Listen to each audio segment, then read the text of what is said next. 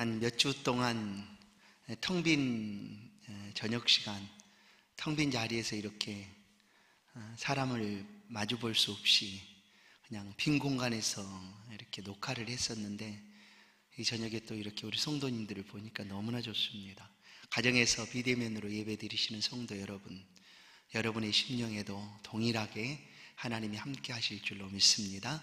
오늘 가버나움의 중풍병자라는 말씀으로 우리 9장 말씀을 함께 상고하겠습니다. 예수님이 오셔서 우리를 모든 죄 가운데서 해방시켜 주셨습니다. 죄가 가진 권능과 힘은 사망입니다. 그 사망 때문에 모든 인류는 종노릇하게 되었습니다. 그러나 예수님이 오셔서 그 사망 권세를 깨뜨리셨습니다. 죽으셨다 살아나심으로, 부활하심으로 그 모든 권능을 무력화시켜 버린 거죠. 그래서 고린도전서 15장은 사망아 너의 승리가 어디 있느냐, 사망아 내가 쏘는 것이 어디 있느냐라고 묻고 있는 거죠.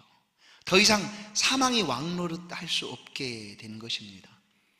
이 마태복음 8장 지난 주일에 본 말씀입니다. 거라사에 있는 광인, 귀신에 사로잡힌 광인을 예수님께서 그곳에 가셔서 고쳐주셨습니다. 귀신에 사로잡혀 정상적인 삶을 살지 못하던 그 광인을 찾아가셔서 귀신을 내어쫓아 주셨습니다. 그리고 다시 배를 타고 건너오셨습니다. 그 9장 1절을 보시면 예수께서 배에 오르사 건너가 본 동네에 이르시니라 라고 얘기하죠. 본 동네, 어디를 가리킬까요? 오늘 본문 역시 마태복음 9장에 있는 이 중풍병자의 기사는 마가나 누가에도 똑같이 기록이 됩니다. 그러나 이 마태복음은 이제 분량이 참 많죠. 28장까지 제일 많죠. 마가복음은 아주 제일 작습니다.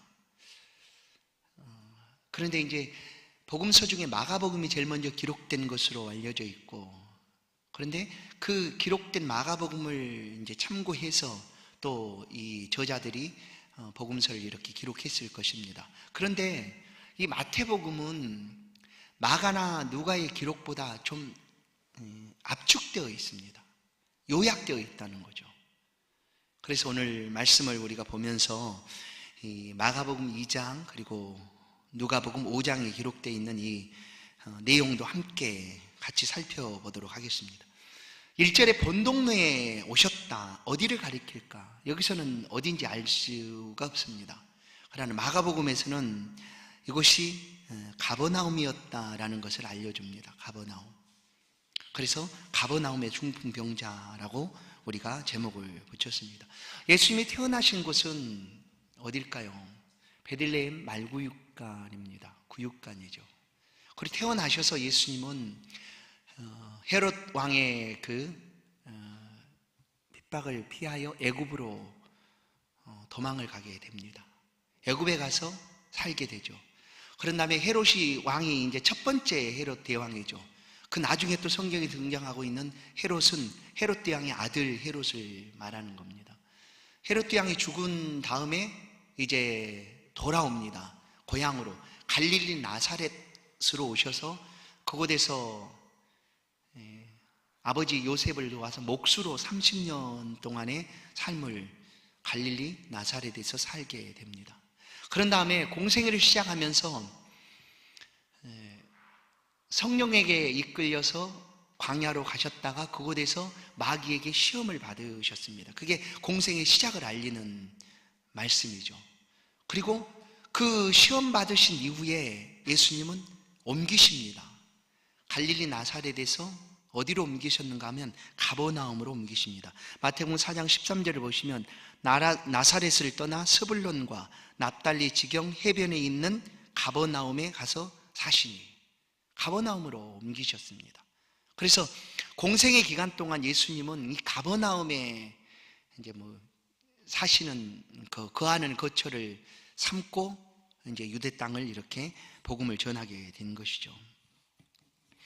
건너편 거라사에서 배를 타고 다시 오셨다, 예수님이 가버나움에 오셨다라는 이야기를 사람들이 듣습니다. 예수님이 가버나움에 계셨기 때문에 가버나움에 사람들이 계속 찾아온 거죠. 그러나 지금 예수님이 멀리 건너편 거라사로 갔다는 얘기를 들었죠.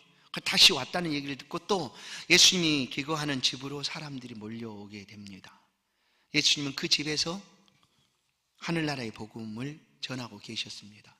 그런데 오늘 그 복음을 전하는 그때에 예수님께서 엄청난 광경을 보게 되는 거죠. 어떤 광경을 보게 됐는가 하면 오늘 침대죠. 침대 위에서 침대가 이렇게 내려오고 있는 모습을 봅니다. 침대가 딱 내려 이것을 보아요. 그 내용이 이제 오늘 중풍병자의 이야기입니다. 예수님이 집 안에서 이렇게 사람들에게 말씀을 전하고 계셨을 때 집 안과 밖에 모두 다 사람들이 빽빽히 있었기 때문에 그야말로 그 사람들의 틈을 비집고 앉아서 말씀을 전하시는 그 집안에서 전하시는 예수님께 갈 수가 없는 상황이 된 거예요. 누구든지 너무나 많은 사람들이 꽉 차 있었기 때문에. 그런데 오늘 이제 마태는 이렇게 말합니다. 사람들이 침상에 누운 중풍병자를 데리고 왔다라고만 얘기하죠. 이 마태복음에서는 그 침상이 위에서 내려왔다라는 표현이 없습니다. 그러나 마가나 누가를 보면 이제 마가복음을 보면 이 중풍병자를 데려온 그 네 사람이 지붕을 뜯습니다. 지붕을. 근데 그 당시에 그 유대인들의 집 구조는 이제 지붕이 평평한 지붕으로 되어 있었고 그 집들을 얼기설기 이런 나뭇가지 같은 것도 이렇게 해서 지은 지붕들이기 때문에 뜯을 수 있는 그런 지붕이었다라고 표현을 하기도 합니다. 그런데 누가를 보면 오늘 우리식으로 이해할 수 있도록 뭐라고 하냐면 귀화를 벗겨내고라고 얘기하죠. 누가복음이 귀화라고 표현합니다. 귀화. 왜냐하면 우리나라 집들은 귀화로 주로 되어 있지 않습니까? 그래서 귀화를 벗겨냈다. 그런 다음에 그 벗겨낸 그 지붕을 뚫고 이 중풍병자를 내려보낸 겁니다. 그러나 마태복음에서는 그런 기사가 없기 때문에 이제 다른 공간복음을 보면 그렇다라는 거예요. 그러나 귀화를 뚫었는지 벗겼는지 아니면 지붕을 뚫었는지 그게 사실 중요한 것은 아닙니다. 중요한 것은 뭐냐면 이 중풍병자가 지금 예수님께 왔다라는 거죠. 중풍병자가 예수님 앞에 왔다라는 게 중요합니다. 우리의 믿음이 과연 뭘까? 예수님께서 백부장의 믿음을 칭찬해 줄 때 마태복음 8장 8절을 보면 다만 말씀으로만 하옵소서 그리하면 내 한이 낫겠나이다 라는 그런 그 고백을 하게 됩니다. 백부장은 지금 예수님께 찾아왔지만 자신의 집에 병들어 있는 하인을 고쳐달라고 예수님께 찾아왔습니다. 그러나 그 당사자인 하인을 데리고 오지 않았어요. 데리고 오지 않았다는 거죠. 그런데 오늘 이 중풍병자는 이제 우리가 그렇게 쉽게 친구라고 표현을 하죠. 4명, 4사람에 의해서 중풍병자가 그 자리까지 왔습니다. 얼마나 힘들었겠습니까? 그냥 상상만 해도 왜 꼭 그 자리까지 와야 했을까요? 오지 않고도 이 백부장의 믿음을 보면 그것을 가장 큰 믿음이라고 얘기했거든요. 예수님이. 그 하인이 그 자리에 오지 않았는데도 백부장의 믿음을 가장 큰 믿음이라고 예수님께서 칭찬을 해 주셨다라는 거죠. 그러면 왜 중풍병자가 그 자리에 와야 했을까? 오지 않았으면 안 됐는가? 오지 않아도 됐습니다. 이 말씀들을 보면. 왜냐하면 믿음이라는 게 그런 거니까. 그런데 이제 예수님께서 그 중풍병자를 데리고 온 그 4사람의 믿음을 보시고라는 표현이 있어요. 그 믿음을 인정해 주셨다라는 거예요. 그런데 이제 여기서 우리가 이제 이럴 때가 있어요. 야, 저 사람이 저렇게 했더니 하나님이 은혜를 주셨고 복을 주셨다라는 이야기를 들으면 그것을 모든 상황에 일반화시켜 버린다는 게 문제인 거예요, 사실은. 중풍병자가 이 자리에 안 와도 됐습니다. 그러나 온 건 역시 믿음이에요. 그런데 그래도 최소한 하나님께 고침을 받겠다 하면 이 정도의 열심과 이 정도의 정성은 드려야 되는 것 아니냐 하고 이 본문을 그런 식으로 얘기를 해버리면, 그렇게 하지 못한 사람들은 믿음 없는 사람이 된다는 얘기예요. 그래서 제가 이제 이 말씀을 먼저 드리고 시작하는 겁니다. 왜냐하면 보십시오, 백부장은 하인을 데리고 오지 않았거든요. 안 왔는데도 이만한 믿음을 찾아보지 못하겠다라고 예수님께 그 믿음을 칭찬해 주었어요. 그러니까 중풍병자를 이렇게 데리고 오지 못하는 상황이 됐다 할지라도 그렇게 예수님 고칠 수 있으시고, 또한 우리의 삶에서 어떤 하나의 그런 사건, 어떤 하나의 그런 방법이 전부처럼 이렇게 다 일반화시켜서는 안 된다라는 표현을 말씀하고 싶은 거예요. 그렇다고 이 네 사람의 믿음이 없었는가? 아닙니다. 왜냐하면 예수님 분명히 말씀하시죠. 이 네 사람의 믿음을, 2절 말씀을 보시면 예수님이 그들의 믿음을 보셨다라고 얘기합니다. 그들의 믿음을 보시고 데리고 온 사람들의 믿음을 보았어요. 네 사람의 믿음. 그러니까 백부장처럼 오지 않고도 예수님을 향하여 보일 수 있는 믿음도 있고, 그것도 믿음이고, 이 중풍병자를 데리고 온 네 사람의 그 행위 역시 그것도 믿음이라는 거예요. 그런데 이것만이 전부다라고 해버리면 어떻게 가느냐 하면 이렇게 갑니다. 이 믿음을 내 공로나 내 열심 그리고 내 의로 높이게 된다는 거예요. 봐라, 내가 이렇게 했으니까 하나님이 이렇게 은혜 주신 거 아니냐라고 하나님 앞에서 자기의 의, 자기의 공로를 자랑하게 될 수 있다는 거예요. 그래서 오지 않아도 예수님 고칠 수 있는 분이시다. 그러나 데리고 온 것도 역시 그 네 사람의 믿음이다라는 것을 우리는 기억해야 합니다. 그러니 상황에 따라서 바뀔 수 있다는 거예요. 이것이 일반화돼서는 안 된다는 표현을 드리고 있는 거예요.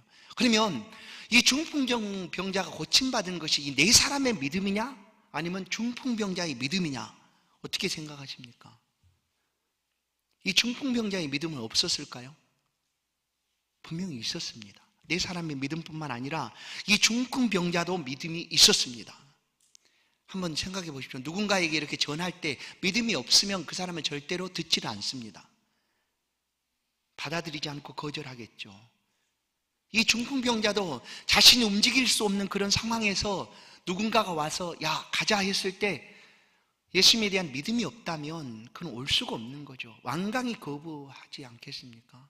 그 불편하게 왜 그렇게 하느냐 하고 거부하겠죠. 그래서 이 네 사람의 믿음도 있었고 이 중풍병자의 믿음도 있었습니다.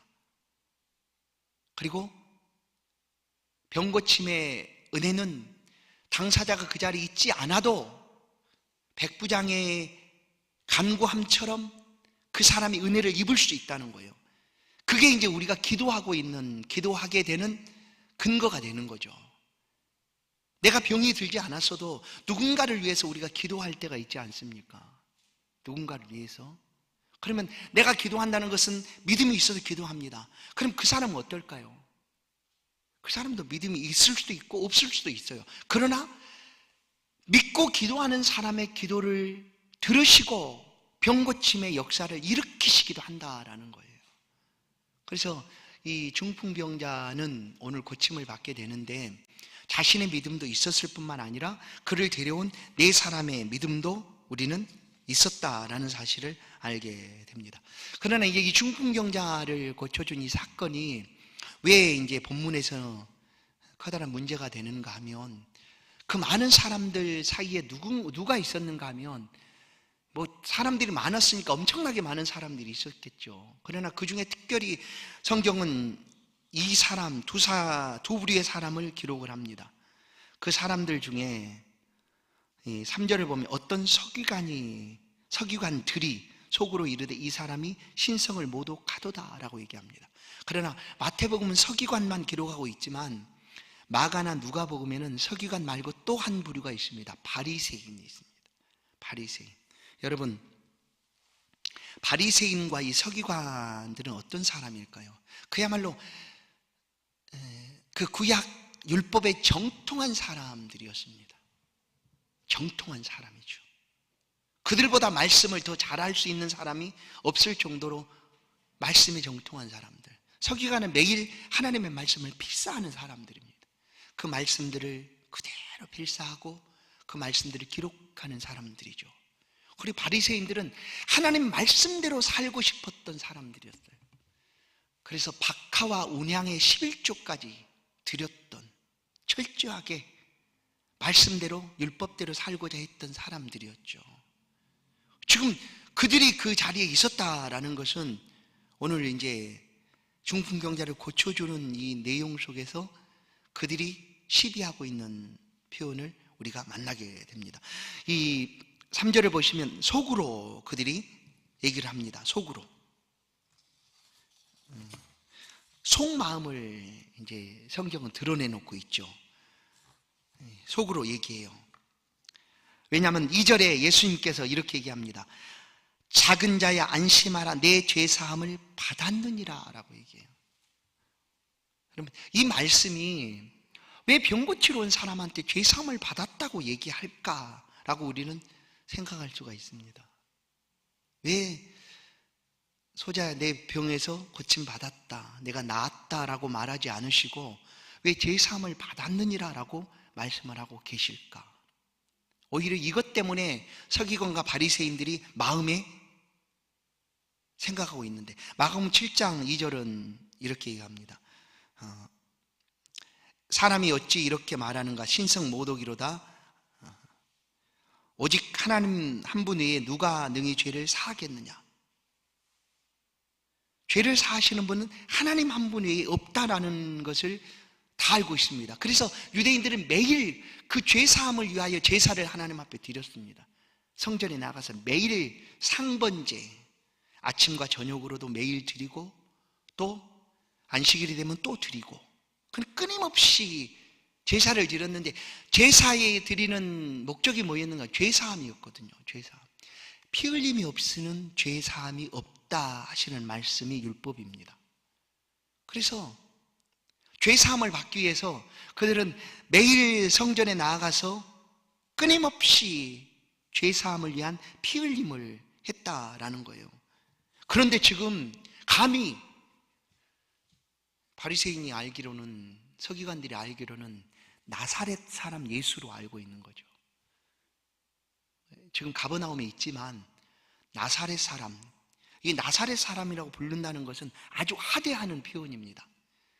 나사렛에 선한 것이 나겠어, 뭐 그런 거죠. 그런 뭐 총구석에서 뭐 위대한 인물이 나겠어 하는 표현과도 같았습니다. 나사렛 사람이, 목수의 아들 나사렛 사람이 감히 어떻게 죄사함을 선포할 수가 있느냐 하고 그들의 마음속에 신성모독이다라고 표현을 했어요. 그러나 사람들이 너무 많으니까 드러내놓고는 그렇게 할 수가 없었어요. 그래서 마음속으로 어찌 저 사람이 하나님을 모독하는가, 그런 마음을 품고 있을 때 예수님이 드러냅니다. 4절을 보시면 예수께서 그들의 생각을 아시고 이르시되 너희가 어찌하여 마음에 악한 생각을 하느냐. 악한 생각이라고 표현하죠. 왜 악한 생각이라고 말했을까요? 지금 죄사함을 선포하고 계시는 예수님을 향하여 그들은 시비를 하는 거죠. 그리고 왜 악하다고 표현하는가 하면, 얼마나 오랫동안 이 중풍병자의 삶을 살았는지는 알 수는 없습니다. 그러나 고통 속에서, 어려움 속에서 삶을 살아가고 있는 이 사람을 고쳐주겠다고 하는데 그것을 원하지 않는 사람들인 거죠. 원하지 않습니다. 다른 것으로 시비하면서 그 병자가 고침받는 것을 원하지 않는 그들의 마음이 악하다라는 것입니다. 그런데 보십시오. 그들은, 바리새인과 서기관들, 특별히 이제 이런 사람들은 율법을 철저히 지켰기 때문에 안식일에 짐승들이 구덩이에 빠지면 건져냈습니다. 놀라운 일이죠. 안식일에도 짐승들이 구덩이에 빠졌으면 건져냈다라는 거예요. 그러나 예수님이 안식일에 그 고통 중에 있는 병자를 고치는 것을 문제 삼은 사람들이에요.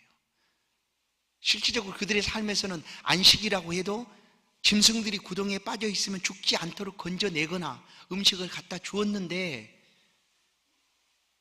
그 짐승보다 훨씬 더 뛰어나고 위대하고 존귀한 사람이, 힘들고 고통 속에 평생을 살았던 그 사람이 안식일에 고침받는 것이 안 된다는 거예요. 이런 사람들이었어요. 그들의 악한 마음을 예수님께서 아시는 거죠. 그러면 이제 우리가 왜 예수님께서는 중풍경자에게 고침을 받았다, 너 나았다라고 말하지 않고 죄사함을 받았다라고 말하고 있을까? 예수님의 제자뿐만 아니라 당시 유대인들이 가진 생각들이 이렇습니다.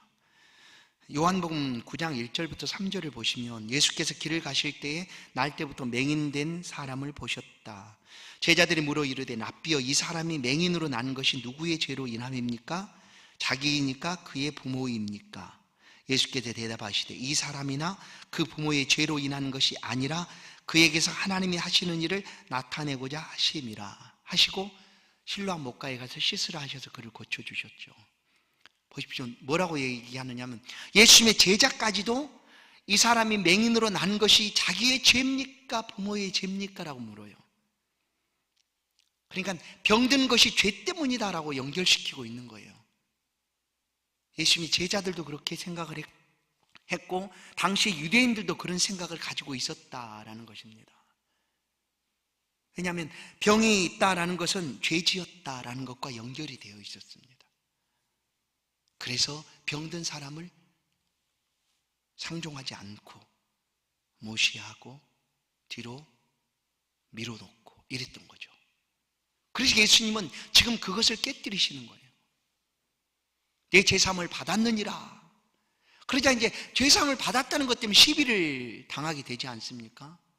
그래서 예수님께서 물어요. 그 시비하고 있는 사람들에게 물어요. 5절 말씀을 보십시다. 여러분도 한번 보시고 대답을 한번 해보십시오. 우리 같이 한번 읽어볼까요? 5절 말씀 같이 읽습니다. 시작. 내 죄사함을 받았느니라 하는 말과 일어나 걸어가라 하는 말 중에 어느 것이 쉽겠느냐? 여러분이라면 어느 것이 쉬울까요? 한번 어떤 것이 쉽겠다고 생각해요? 죄사함을 받았다라고 말하는 것과 일어나 걸어가라 하는 것과 어느 것이 쉽다고 생각하십니까? 그냥 쉽게 우리가 표면적으로 드러나는 것은, 쉬운 것은 말하는 게 쉽지 않아요. 그냥 죄사함 받았다라고 말하면 되잖아요. 너 죄사함 받았다라고 말하면 돼요. 그러나 그것을 확인해 볼 근거는 없죠. 죄사함 죄를 사함 받았는지 안 받았는지 알 수가 없어요. 그러나 말하는 건 쉬워요. 그러나 내가 고침을 받았다라고 말한다는 것은 어려워요. 왜냐하면 말은 했지만 고침을 받았다라는 것은 증거로 보여놔야 되거든요. 중풍경자가 누워있다가 일어나서 걸어가야 되는 상황입니다. 그럼 어느 것이 쉽겠습니까? 죄사함을 받았다는 것이 쉬워요. 그것이 더 쉬운 거죠. 그래서 사실 예수님에게는 죄사함을 받았다라는 것과 일어나 걸어가라 하는 것이 똑같았습니다. 모두 다 쉬운 거예요. 사실 그러나 쉽다고 우리가 표현을 하지만 예수님께서 죄사함을 받았다라고 말한다는 것은 아주 예수님께도 힘든 일이었어요. 그런 죄사함의 권세를 가질 수 있는 그 권세를 예수님께서 가지시기 위해서 지불해야 되는 그런 많은 대가와 희생들이 있는 거죠.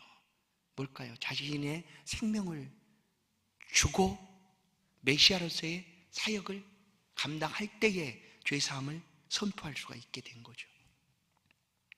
그러나 예수님께서 너 나았다라고 말하는 것과 죄사함을 받았다라고 말하는 것은 유대인들이 생각할 때는 죄사함을 받았다라고 생각하는 것이 더 쉽다라는 거예요.